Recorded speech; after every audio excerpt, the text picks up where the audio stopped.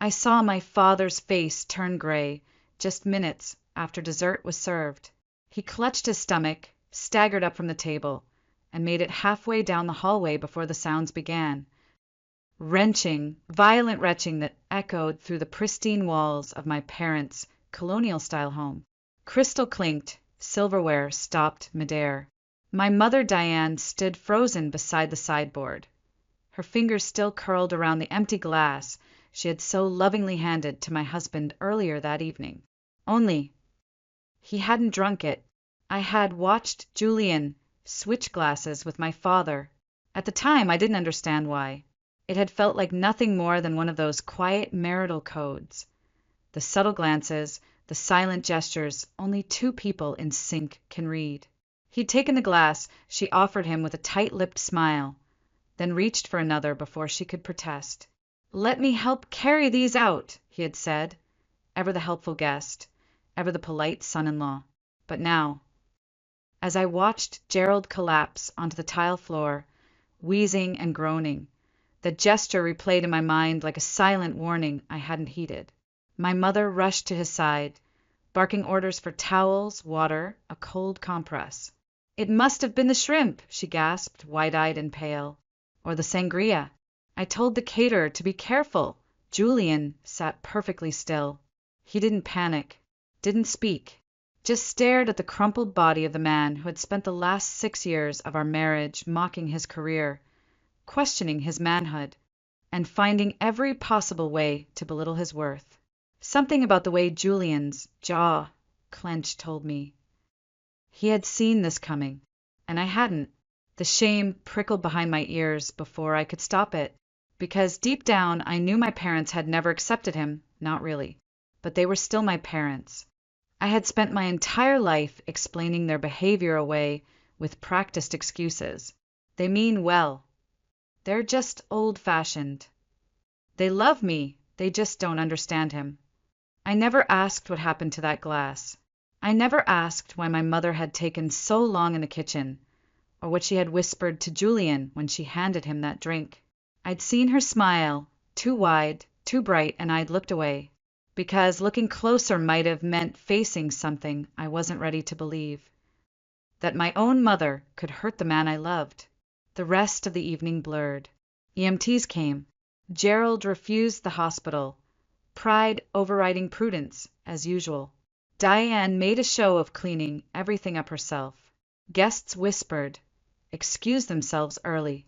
My younger brother Owen offered to drive Julian and me home, but Julian declined. "I think we'll take a walk," he said instead, his tone unreadable. We walked in silence the first 2 blocks. Then he finally spoke. "She tried to drug me," he said flatly. "I saw her pour something in." I stopped walking. "What?" His eyes met mine, not angry, not accusing, just tired. "She had 2 glasses. One was for me. I switched them." I laughed, the kind of brittle, involuntary laugh that rises when panic hits your spine. "That's not funny, Julian. I'm not joking."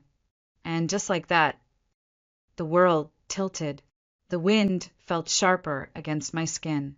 The street lamps too bright. My husband, the man who had followed me into a family that never really welcomed him, now stood in front of me, calm as a lake, telling me my own mother may have poisoned him. And I couldn't find a single reason to doubt him, but I still did, because if I didn't, what did that make me? What did that make her? I used to believe my family was perfect. Not in the sitcom kind of way. We didn't take Christmas card photos in matching sweaters or laugh over pancake breakfasts. But we looked good on paper. Colonial house in the best part of Asheville. Private schools. Summer trips to Maine. My mother ran every charity auction like a 5-star general. My father, Gerald, was a partner at one of the most prestigious financial firms in the state. My younger brother Owen was the golden boy, football captain turned investment prodigy. And me? I was the well-behaved daughter who never caused trouble, never raised her voice, never dated anyone my parents didn't approve of. Until Julian. I didn't choose that life. I was born into it. And in my family, Birthright came with invisible strings. My clothes, my friends, my college major, all gently nudged in the direction Diane and Gerald preferred. I thought it was normal. Until it wasn't. Thomas was the first person I truly loved. We met in undergrad. He was thoughtful, funny, brilliant, a med student with a soft spot for underprivileged kids, and an even softer spot for my obsession with rivers and wetlands. He brought me flowers, he picked off hiking trails, and let me talk for hours about my thesis. I was happy, but happiness didn't fit into my parents' blueprint. "It's not that we don't like him," my mother had said one evening, swirling a glass of Chardonnay with theatrical restraint. "We just think he's complicated. His background, family issues, unstable roots. My father had been less subtle. He'll hold you back." They never said the words directly, not at first. But things started happening. Thomas got an anonymous tip about a cheating scandal he never committed. I found screenshots in my inbox, messages between him and another girl that turned out to be fabricated. I believed them. I broke it off.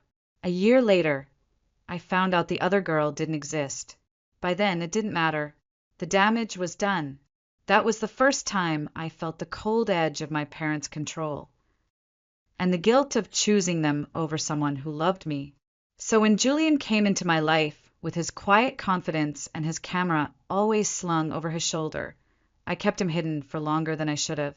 I met him at a gallery showing in Asheville. His photographs were bold and intimate, full of color and texture. He made the world look softer, more alive. I fell in love faster than I wanted to.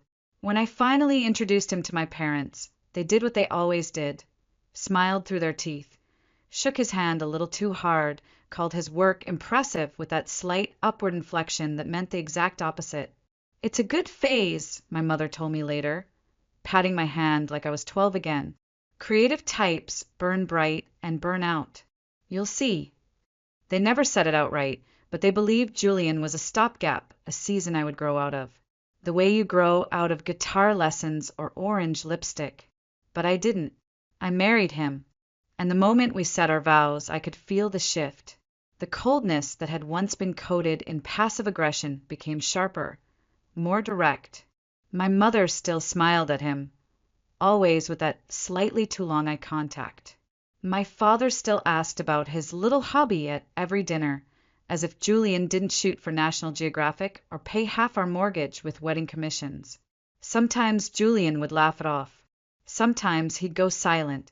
And sometimes, late at night, I'd find him editing photos in his studio with headphones on, shoulders tense, jaw clenched, pretending not to notice that I noticed. I thought he was strong enough to take it. I thought I was strong enough to keep the peace. But now I wondered, how long had he been swallowing their contempt? How long had I let him? And worse, what kind of wife did that make me? The morning after my father collapsed at dinner, I stood in my kitchen, staring into a mug of untouched coffee, and felt like my life had quietly cracked open overnight. Julian hadn't said a word when we got home. He'd kissed me lightly on the forehead, said he was tired, and disappeared into his studio. I stayed awake until 3 a.m., waiting for the courage to ask him again, "Did she really try to drug you?" But the question sat on my tongue like acid. I couldn't bring myself to say it, because saying it meant believing it. And believing it meant everything I'd ever trusted, every family birthday, every childhood memory, every holiday tradition, might have been built on something poisoned. Literally. I opened my phone to check messages. There was one missed call from my mother, one from my father, a cheery group text from Owen's wife, Vanessa. "Hope everyone's okay. Weirdest birthday ever, right?" But there was also another message, a private one, just a name and a file. From Vanessa, "You need to see this. Don't show it to them. Not yet." My fingers trembled as I downloaded the file. It was surveillance footage, grainy, colorless, with a timestamp from the night before. The camera was mounted high in the kitchen corner, pointed toward the marble countertop and the wine glasses my mother had so carefully arranged. I watched as Diane entered the frame, humming, carrying 2 glasses. She pulled a tiny vial from her pocket, tipped a few drops into one, stirred it gently with a cocktail pick. Her face didn't change. No hesitation, no remorse, just the same smile she'd worn my entire life, polished, practiced, perfect. Then I saw Julian walk in. She startled slightly, composed herself. "This one's for you," she said, pressing the glass into his hand. He took it, and then took the other one too. The clip ended. I sat back in my chair, unable to move. The breath in my lungs felt thick. Slow. Unreal. I replayed the footage again, and again, and again. There was no misunderstanding, no mix-up, no bad shrimp. She had done it. My mother had drugged my husband, and my father had drunk it instead. It should have ended there. But the next video loaded automatically, a new timestamp, 2 hours later. The same kitchen, the same people. Diane was pacing, frantic. "You drank the wrong one," she hissed. "How could you be so stupid?" Gerald snapped, gripping the countertop. "This isn't the first time, Diane. You need help." "Don't turn this on me," she shouted. "I'm doing what needs to be done. Julian is ruining her. She was supposed to build a life, not babysit some starving artist with a camera and a dream." My vision blurred. I could barely process the words, but I heard them, each syllable scraping like broken glass across my chest. Then came the worst part, the part that made me feel like I'd swallowed fire. Diane lowered her voice, calm now, calculated. "Don't worry," she said. "I've already started talking to Haley, planting seeds, about the distance in their marriage, about how unhappy she looks, about how maybe, just maybe, she deserves better." She smiled. "She'll come home, just like she always does." I slammed my laptop shut, and for the first time in my life, I was afraid of my own mother.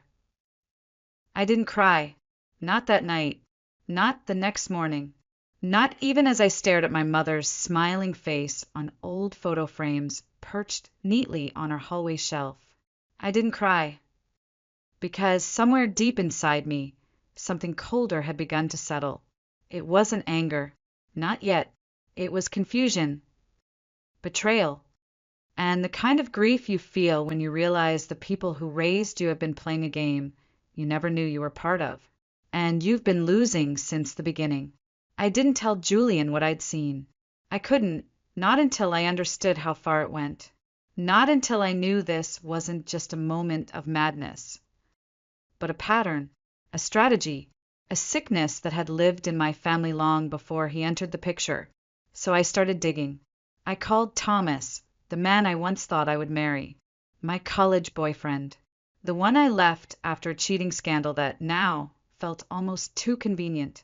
We hadn't spoken in nearly a decade. I didn't expect him to answer, but he did. His voice was quiet, tired. "Haley," he said, "are you okay?" I didn't bother with small talk.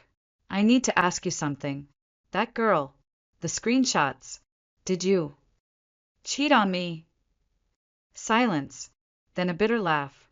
"Your mom really did a number on you, didn't she?" I froze. "She reached out to me," he continued, "a few weeks before we broke up. Said she wanted to understand the man dating her daughter. I told her to stay out of it. The next week you got those emails." My stomach dropped. "I tried to explain," he said, "but by then you didn't believe me anymore." "I'm sorry," I whispered. "Don't be. I get it now. I didn't then, but I do." I hung up and sat in the dark. One name wasn't enough. I reached out to others, old friends who drifted, roommates who had suddenly stopped calling, even an old art professor I loved, who'd once encouraged me to submit a paper to a national environmental journal. I never did, because my mother said it would be too political. Every person I spoke to added another piece to the puzzle. People didn't just disappear from my life. They were pushed out, and I had let it happen because I thought it was normal. Because I trusted that when my mother whispered, "They're not good for you," she was protecting me. But she wasn't. She was shaping me, molding me into someone who only needed her. The worst confirmation came from Vanessa.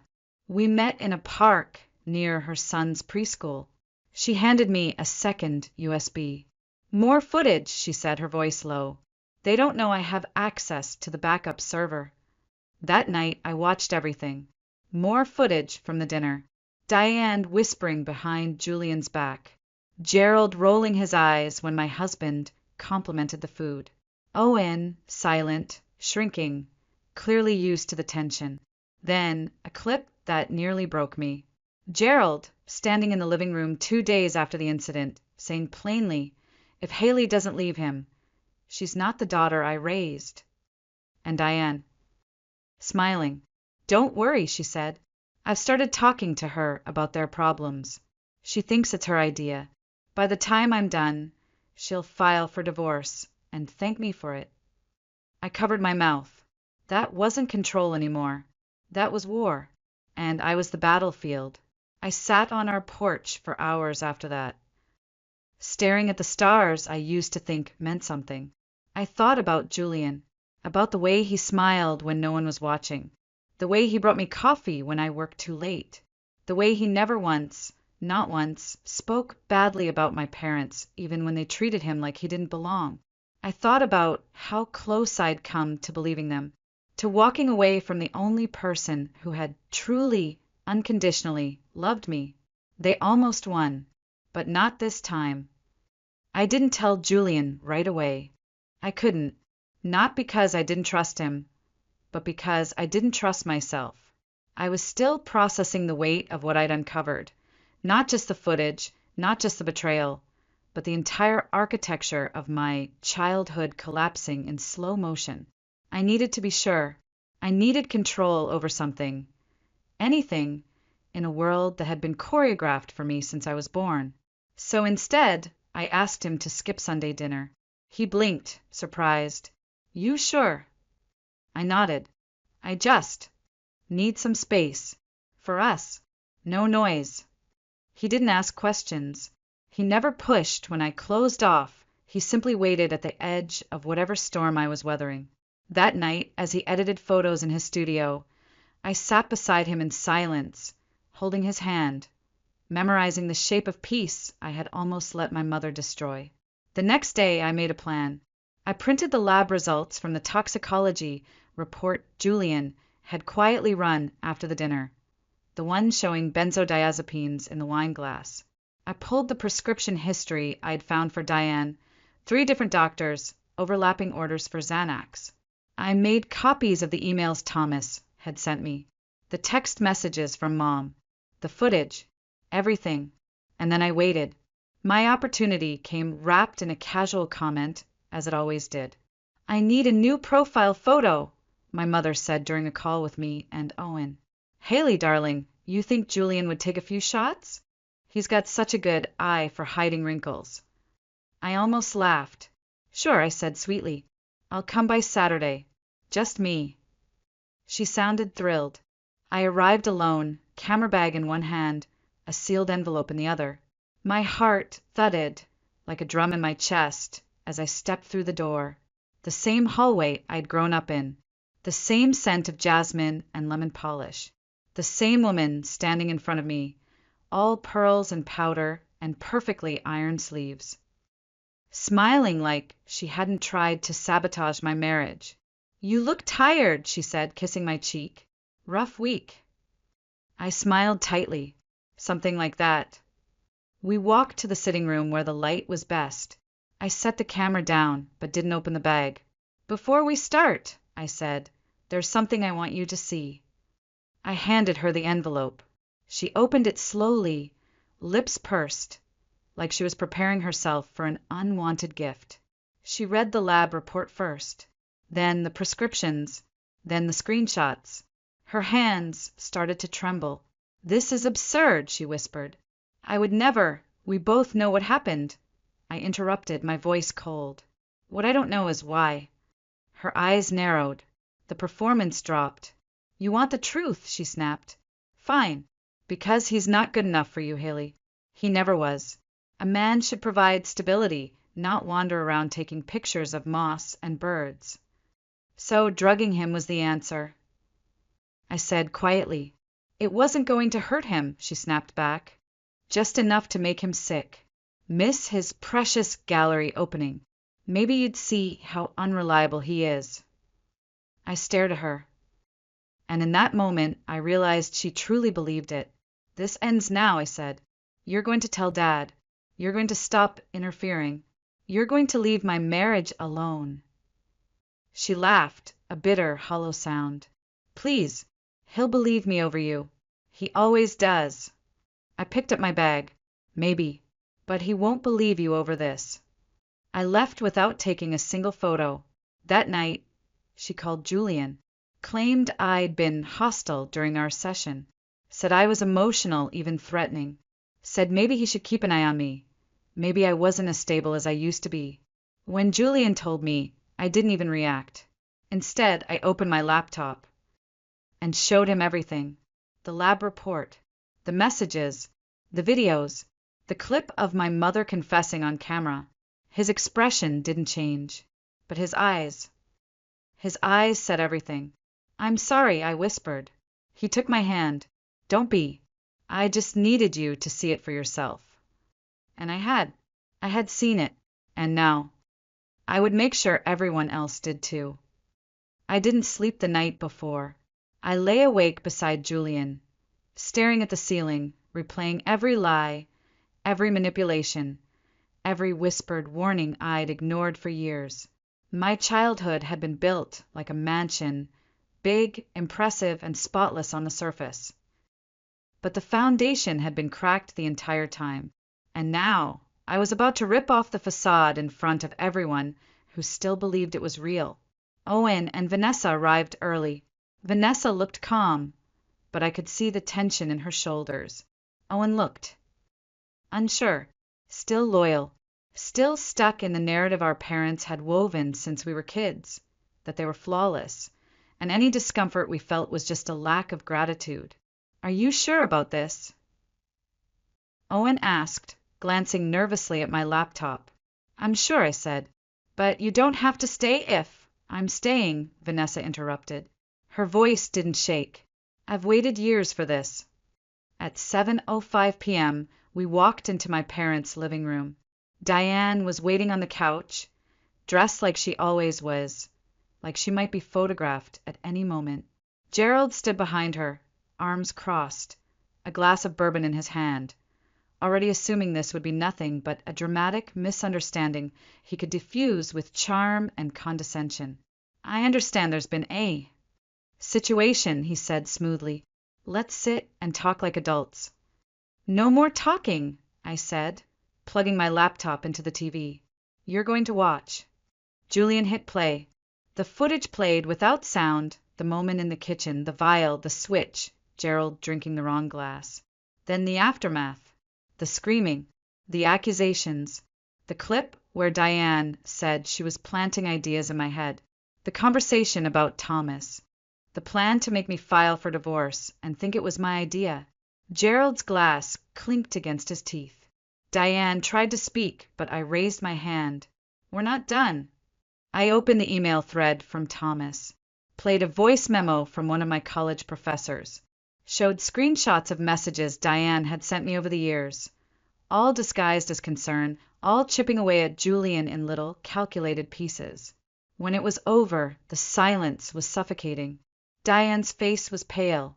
Gerald looked stunned.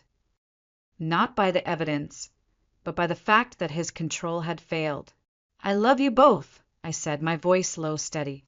But what you've done is unforgivable. You don't get to control my life anymore. Owen stood beside me. You did it to her, he said, turning to Diane. You tried to do it to us too. You only started liking Vanessa after we had James, after you had leverage. Gerald's voice cracked. You're overreacting. No, Owen snapped. We're finally reacting, and it's long overdue. Diane began to cry, not out of remorse, out of loss. Her empire was falling. I took a breath and stepped forward. I handed Gerald a USB drive. This has everything. The footage, the messages, the testimonies. You can keep it. He narrowed his eyes. What is this supposed to mean? It means I'm not going to ruin your reputation by sharing this, I said, because that would hurt me and Julian and our future, and I would never do that. I let the pause hang in the air.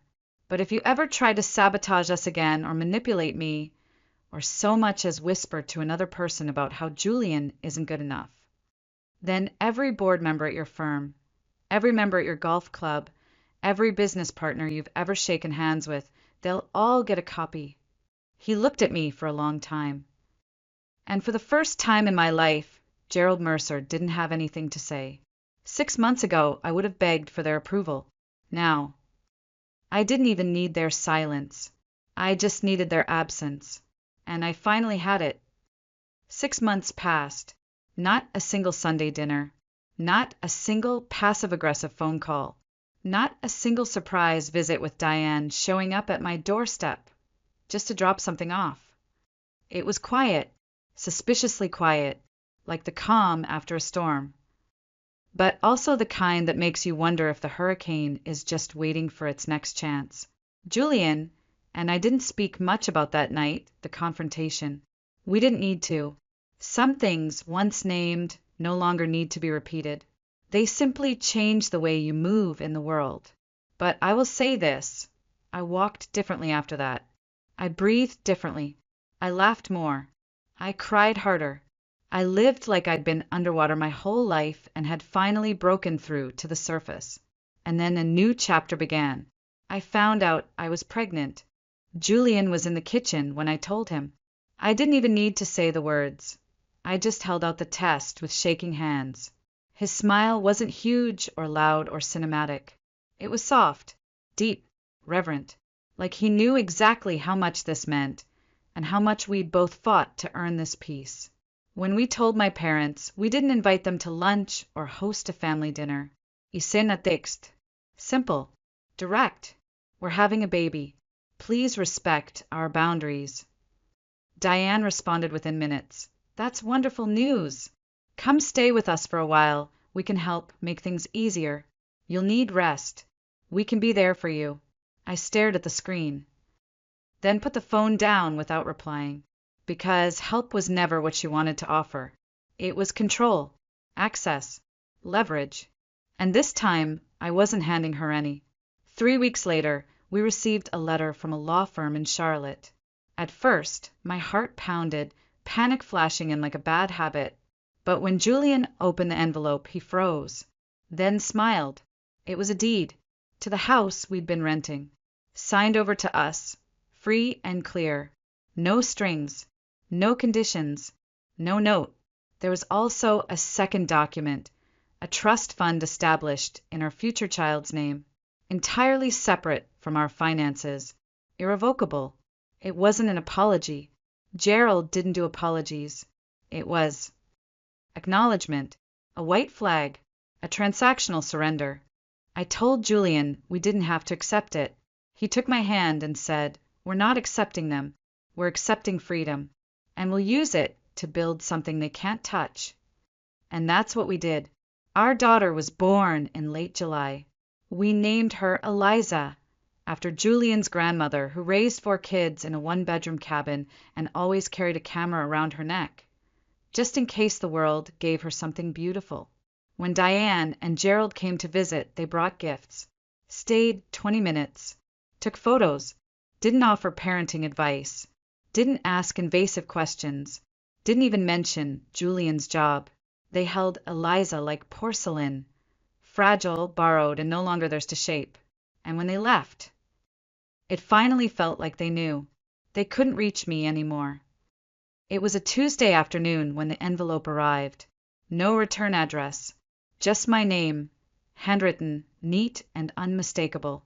Inside was a glossy brochure, Gerald's firm's annual report. On the cover, one of Julian's photographs, a shot he'd taken in Iceland, where the mountains bled into the sky and everything felt untouchable. I flipped through the pages. Portraits, architectural spreads, landscapes, all his work, all credited, all celebrated. Tucked into the back cover was a small card. Hired the best photographer I know. Thought you'd want a copy. That was it. No apology, no warmth. Just the kind of sentence only a man like Gerald could write. Cold, formal, and still somehow revealing the one thing he never wanted to admit: respect. I didn't call him, didn't write back. I left the brochure on Julian's desk and didn't mention it. He found it later that night, flipped through the pages, then gave me a quiet nod. We both understood. This wasn't about gratitude. It wasn't about healing. It was a line drawn, a final, quiet acknowledgement that they'd lost. And we'd won, not through shouting, not through vengeance, but through refusal. Refusing to play their game. Refusing to let them define our worth.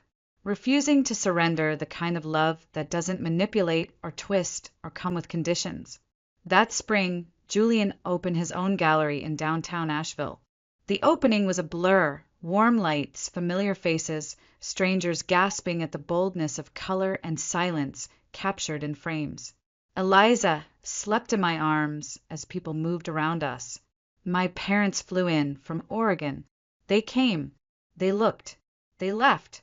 Diane held Eliza briefly, but only with me, standing close. Gerald shook Julian's hand, nodded at the photos, and for once said nothing about how to run a business. There were no veiled comments, no corrections, just silence and distance, and that was enough. Later that night, after the last guest had left and the lights dimmed, Julian and I stood on the back porch of the gallery, listening to the soft hum of downtown. Eliza was asleep in her stroller. He wrapped an arm around my waist. "Do you think they've changed?" I asked. He was quiet for a moment. "No," he said finally, "but they've accepted that they can't change us." I looked up at the stars, the same ones I used to wish on as a child, begging for love, for approval, for a sense of being enough. Now, I didn't need them. I had my husband, my daughter, my work, my voice, and for the first time in my life, I belonged entirely to myself. Because in the end, the most satisfying revenge isn't public. It isn't loud. It isn't even acknowledged. It's living well, on your own terms, with the people who never tried to break you, and walking away, not with bitterness, but with peace.